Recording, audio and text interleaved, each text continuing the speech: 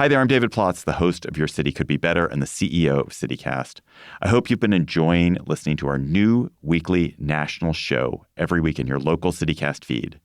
But we're going to stop doing that for now. We're not going to stop doing the show, but we're going to stop putting it in your feed. And I hope you'll join me on our dedicated feed for this show.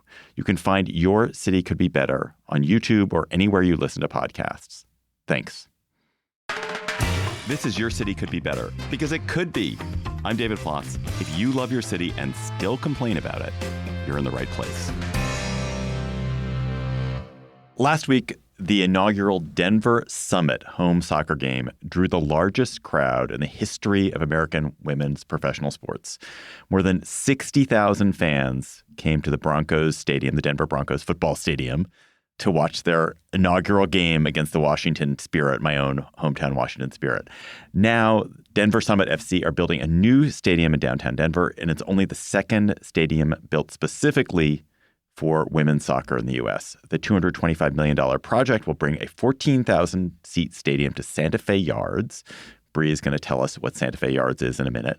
And if the early enthusiasm for the summit is any indication, this is going to be a great day out for Denverites for many years to come. Bree Davies, host of CityCast Denver, welcome to Your City Could Be Better.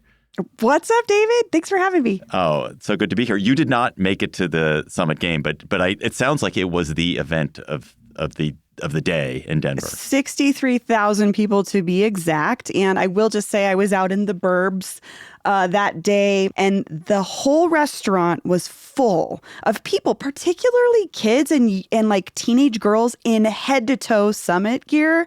So we're already like, we're fully in. And it's just their first game. Yeah, so this is a new team. Their first home it's not game. Like they're the champions or everyone has heard of them before. It's just getting started. Literally the first time they've made an official appearance here. So. Okay, so we're going to talk about Denver investing in big-time women's sports in a way that no city or only Kansas City, I guess, of other cities has done.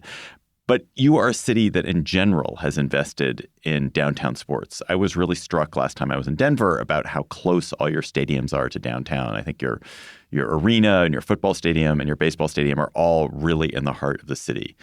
So is big-time sports good for Denver so far? Loaded question, I would say. Like, good for who, right? I mean, it brings business to surrounding businesses. It's definitely helped our downtown, which has struggled for a long time. But the area around Coors Field, which is one of those stadiums, does quite well during the season.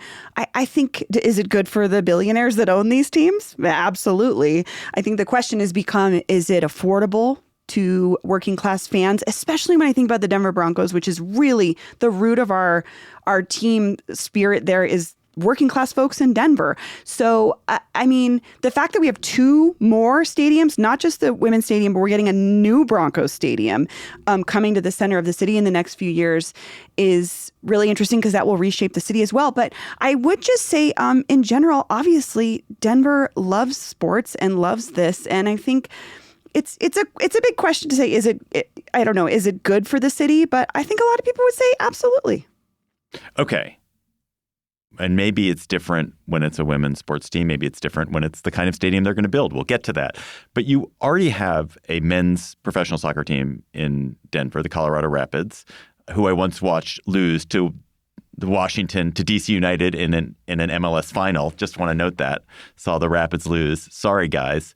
This was like 30 years ago. But you already have a team and they already have a stadium. So why do you need to build another purpose-built soccer stadium? I'm glad you asked this question because the Denver posted this 4-part series last year that I'd love to share a link in the show notes for listeners, looking at the economics of sports stadiums. And it's really up in the air if they're really worth it. But the park you're talking about in particular, Dick's Sporting Goods Park, is actually in Commerce City, which is part of the metro area, but it's not in Denver proper. And Denver loves to have these stadiums in Denver proper. And I think there was a point with this coming soccer stadium where the owners were getting a lot of pushback from city council here. And they actually threatened to take the stadium somewhere else. Same with the soon-to-be-built new Bronco Stadium. There was a lot of conversation about like maybe it'll move out of downtown proper. I mean, there's a lot of benefits to taking it outside of the city if you're talking about purely about space, and people went nuts. So I think part of it is Denver just wants its own stadium for this particular sport. And there's obviously incentives involved from the city, taxpayer dollars and stuff like that. But I think Denver just wanted it in Denver. So the Summit, this NWSL team, are going to play 15 home games at the stadium in a regular season. They may have playoff games. There may be some other exhibition games, some other games that are scheduled. But it's not a huge number. It's not like a baseball stadium. Is it worth all the effort? Is it worth the spending that's going to happen just for that number of games? I think the thing that they were really selling it on, which is the other uses for the stadium, it's really been promoted as an entertainment center, a space where other things will be happening. Again, it's being proposed as a catalytic development for the surrounding area. I would say something, too, about the Dick's Sporting Goods Park we were just talking about in Commerce City. That has 600,000 square feet of space that never saw the promises realized of this other development. And so a lot of that hangs around these sports stadiums conversations. But I would just say, from my perspective, as a person that's involved in the music scene, we are a huge concert city. We are a huge outdoor concert city. Of course, we have Red Rocks. That's a 9,000 seat venue. This is a 14,000 seat venue. These room caps, these sizes really matter to promoters. We have two huge promoters here in Denver that do the majority of concerts, AEG and Live Nation. If one of them got the contract for this particular stadium, they would have no trouble booking it the rest of the year. So I think that's a big part they're banking on. Other stuff. Other events in the stadium itself. What else is going around the stadium? So they're going to build a stadium, but I'm sure there will be other things. Sure. They've promised housing, which is always something that comes along with these conversations. They've promised retail. They've promised a lot of things. But again, looking at the Dick's Sporting Goods Park project, literally none of that happened. There are roads to nowhere that surround Dick's Sporting Goods Park. So I think that was a fear for people. But we're also talking about a plot of land that is right in the middle of the city. There's already development around it. I mean, it's literally in the middle of our city, and it's been sitting vacant for decades. It's a lot of big promises of this idea of the entertainment district, which has taken over, I think, with the stadium conversation in the last few decades, is the other things that can go along with a stadium, not just being surrounded by parking lots, which is what our current Bronco Stadium, the problem is. Right. And to your point, like it is a big difference when you're talking about something that's in the downtown of a city versus in the suburbs.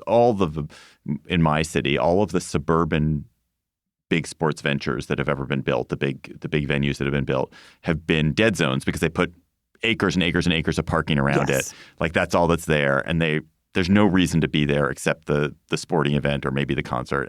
And they die, or they are dead. They're dead when they're not being used. Yeah. But for downtown sports venues that are relatively dense and that are relatively close to other things and which don't have tons of parking, those tend to really develop alternative uses. Like people do put restaurants and breweries and other things next to them. Yeah, and that's the case with Coors Field, our baseball field, which, again, attendance is high, even though our team sucks, because people love to hang out at Coors Field. Like, it has great offerings when it comes to, like, beer and drinks and great places to sit and hang out in the sun. But that's a unique case in that it was built into a downtown area that already existed. We have another great example of the potential for things other than parking lots happening in Denver Center as well with Ball Arena, which is owned by Stan Kroenke. He owns a lot of stuff. We're calling this Kroenkeville. He's got this huge plan to actually turn those existing parking lots around Ball Arena where the Nuggets play and the Avalanche play into a whole new neighborhood. Housing, they're promising childcare, grocery stores, post offices. Like, again, all of this is promises. You can't make a lot of those things just happen out of thin air. But that is something that I think a lot of these folks are thinking about going on forward in the future. And that one hasn't been realized yet either. So it's really kind of a wait and see. But that's the hope. And I think for a lot of Denverites, that's the hope too, because what does a giant empty parking lot serve us in the middle of the city if you're not going to that event? Not much. Last time I was in Denver, I stayed in a hotel. My room looked over Coors Field. Yeah. Which is cool, It was right? amazing. I mean, It was really cool. Is that like that's for like someone visiting here? Is that a bonus to you? Like, do you? Well, I hate baseball, so not for me. But I do like sports. So it was kind of given one hand, taken the other. Who has been the driving force to build this women's soccer stadium? And Sure. And did they have to overcome opposition to do it? So there's a couple things at play here. We can talk about the land portion in a minute, but I think Peyton Manning is one of the owners. I wouldn't say that registered much at all with folks. The mayor did has with been me. Did was in my notes. It did. I mean, I think it does for name recognition, but he didn't come up that much. He wasn't really like the face, for instance. Our mayor, Mike Johnston, has been a huge booster of this. Like, wearing the jerseys everywhere. Like, he's really been a booster for it. And I think that he helped sell it quite a bit. But at the center of this all is a gentleman named Rob Cohen. And he's the primary owner of the Denver Summit Football Club. And he is also, I just want to say, hey, Rob Cohen, if you're listening, we've tried to get you on the podcast. We would love to still have you on. But he's been behind a lot of different projects sort of similar to this. So he was the head of Colorado's 2018 Exploratory Committee for Denver to host the Winter Olympics, a bid that we lost to Salt Lake City. He also advised bidders on the Broncos before the Walton Penner Group bought it, and that would have made him a partner in that ownership. He was part of the effort to bring a WNBA team here, which did not happen. He's a financial guy that's lived here since the 80s. So I think he is kind of the guy at the center of it all that's been pushing this forward. But what's interesting to me is he was so keen on the Olympics. Historically, Denver has said no to the Olympics. We won a bid for the 1976 Olympics. That bid actually went to the voters over if we wanted to spend money to build the facilities. And Denver said no. We are the only city in the history of the Olympics to say no to it. So I think Rob Cohen has taken some big gambles on bringing different types of sports here. And I think it's a combination of his persistence, the right mayor, and the right atmosphere and time. 63,000 people showed up. People want this.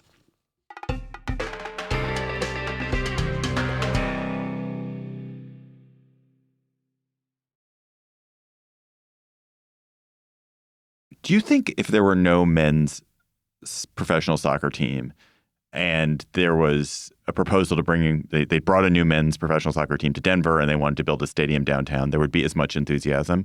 Or do you think that women's soccer is having a moment that makes it cool and desirable and like it's this whole new fandom of girls and young women who have been engaged by the sport?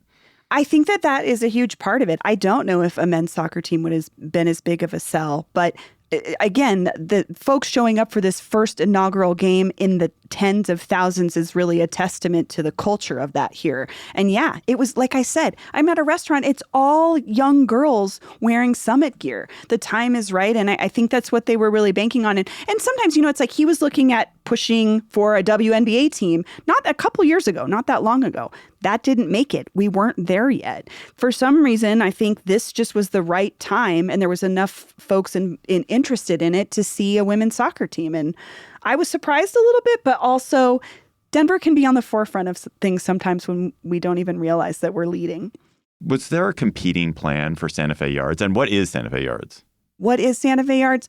A name they made up for an old brown field that used to be a rubber factory, Gates Rubber Factory, to be exact. So that the first time I ever saw that name was in reporting about it that sort of inferred that we were supposed to know that was a real place. And so folks were like, what? And we are very, like many cities, we're very touchy when developers want to rename our neighborhoods. But this particular part of Denver has literally been, it was a factory. It was closed. When did it? 1995. So for perspective, it closed when I was 15. I'm 45. So that was an abandoned building, a series of abandoned buildings for a long time. And then it was a field. There was some promise for development, I think, in the early, like 2001-ish.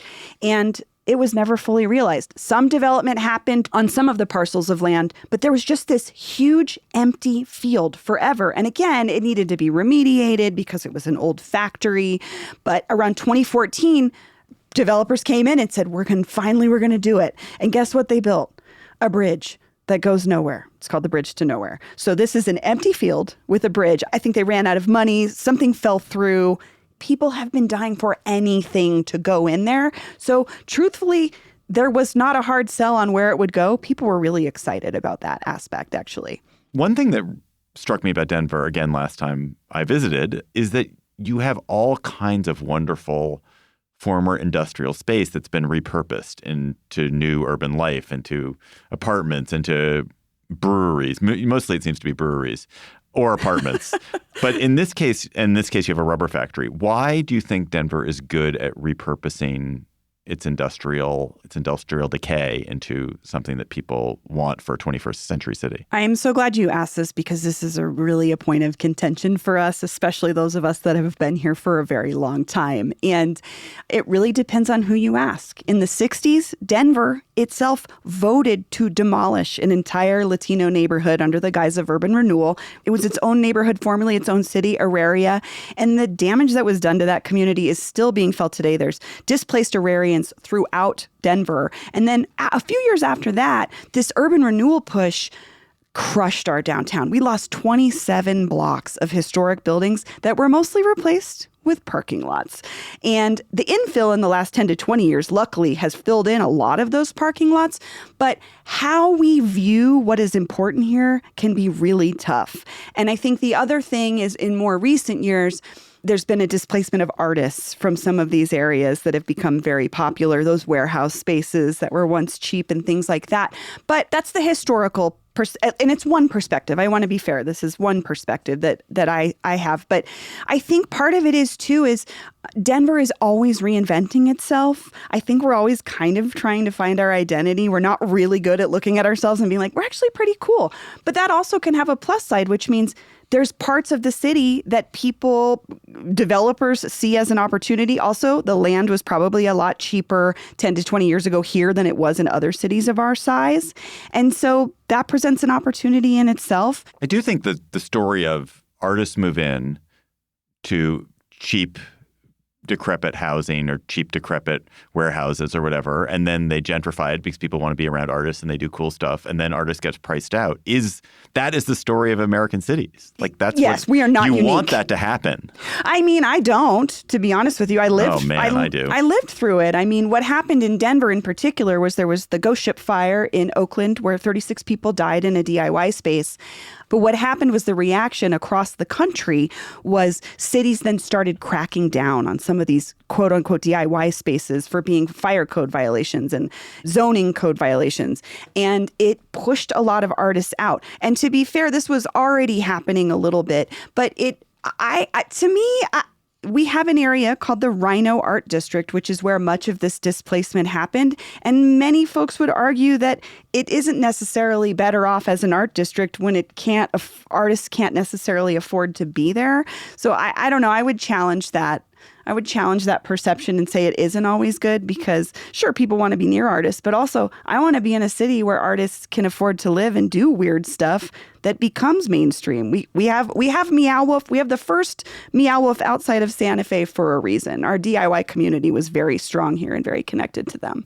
Right. No, for sure. And I'm not saying having artists in a city is bad. We've gotten far away from our topic. I'm not saying that having artists in a city is bad, or that I'm just saying that this is the story of urban succession. And then what happens is the people who would be artists in Denver are now going to be artists in Cheyenne or Laramie or something. Or in here, they've moved to the San Luis Valley, which is where a lot of artists have moved themselves. But I think they, like any other population, still want to be able to be in the city. And so it's a very touchy subject for folks. And it's a much more nuanced topic than I think we have time to tackle today. I'm glad to get on it. And it does connect indirectly to, you build sports stadiums to serve huge populations of people with money who want to come pay for fancy professional sports. I wonder, with this, finally, to go back to the Summit Stadium, How much of this is the city funding a stadium and how much of it is private developers putting their own dime behind it? Sure. Again, great question, because this was a point of contention for folks. Denver, like many places, has struggled with affordable housing. And when the city wants to put up money towards something that's not necessarily necessary, like you said, there's existing stadiums here. It can be a hard sell. So Denver itself so far has put $70 million towards purchasing the land under the stadium. We will own the land under the stadium. And then some of that money will also go to infrastructure improvements to the surrounding area. And again, another criticism of this was, do we have to get a stadium to get infrastructure improvements? Like, we still need sidewalks. We still need roads. Some of this neighborhood has been disconnected to other close neighborhoods because of highway expansion and stuff. So it wasn't without contention. And it was a conversation city council had for a long time and delayed the vote a couple times before that money was approved. So Denver in total so far, $70 million, which means about, I think, $150 to $200 million from the private developers and the ownership group. So Bree, what can listeners, your city could be better listeners, and other cities take away from this conversation about the Denver Summit Stadium that could make their city better? Sure. I don't want to rain on the parade. I think it's incredible. Again, the attendance was amazing. It's an incredible feat, especially for women's soccer. But I guess I would just say, though, is you have a choice more than you think you do. Our cities don't make these decisions on their own. So public input is important. Again, we said no to the Olympics. Like, the Olympics literally went to the ballot, right? This is more of this city council who represents us, the citizens, made these decisions. But again, it was not without delaying these votes so that there could be more conversation around it. Because I think that was one of the struggles for people, was it felt like it came on really fast. Like, where is this coming from? And our mayor loves this kind of stuff. He has been on board with this stadium, with the Broncos stadium. Like, mayors are looking, like any other politician, to create a legacy. And he was a big booster of it. But the voters were represented through city council's actions. And so I guess I would just I hope folks take away that civic engagement matters, even when it comes to things where it's like, do we get a say in this? Do we get to say if we have this kind of a stadium? You absolutely do. But yeah, it was, it kind of surprised me, to be honest with you, but in a good way, that we were ready for this.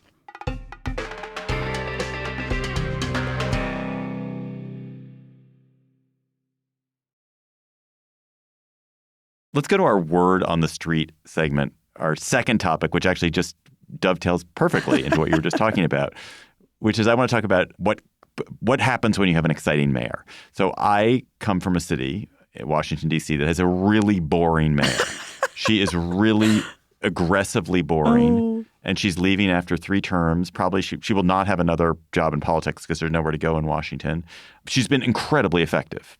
Really great mayor in my view. But you in Denver have a telegenic, extremely ambitious, handsome mayor, Mike Johnston, who obviously longs to be a senator or governor or probably president.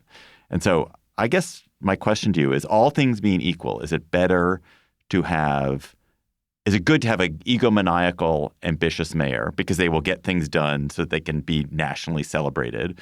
Or is it bad because they're always doing flashy things to become nationally celebrated rather than doing the boring work of, like, getting potholes filled up?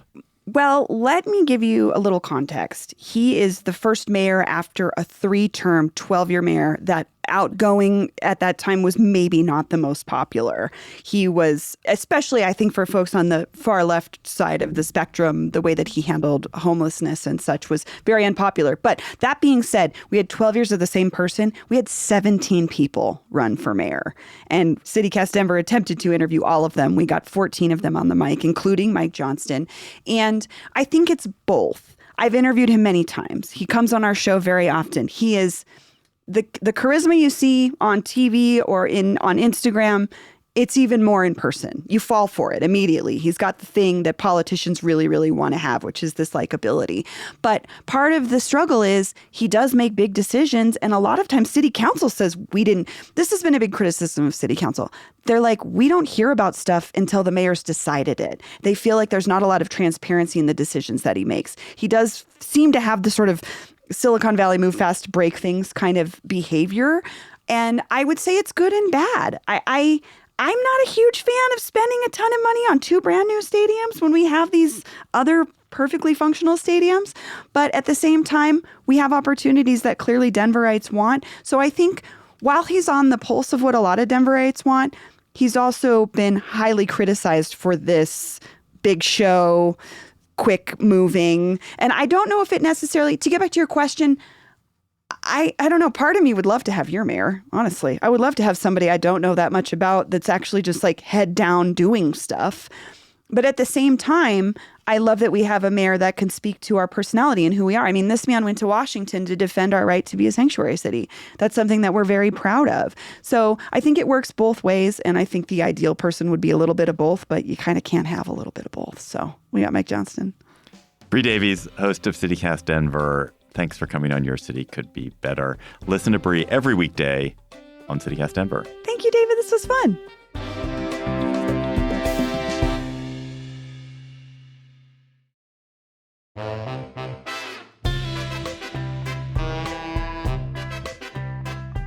That's all for today's episode of Your City Could Be Better. I'm your host, David Plotz. Our producers this week were Lizzie Goldsmith, Elizabeth Kama, Priyanka Tilve, Bree Davies, and Paul Caroli. Our music is by Carl Christensen.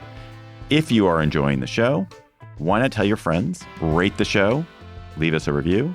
We'll be back next week with another conversation about how your city could be better.